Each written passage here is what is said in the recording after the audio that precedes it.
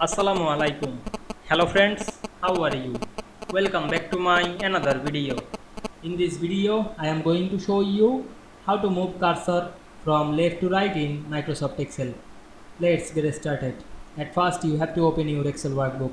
Now I am write anything. Now I am write some text. Now we can see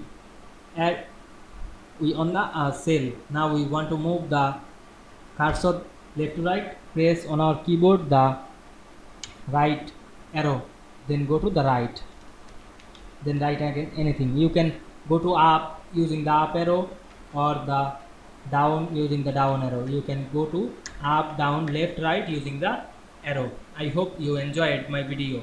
Please like, comment, share and subscribe my channel. Thanks for watching.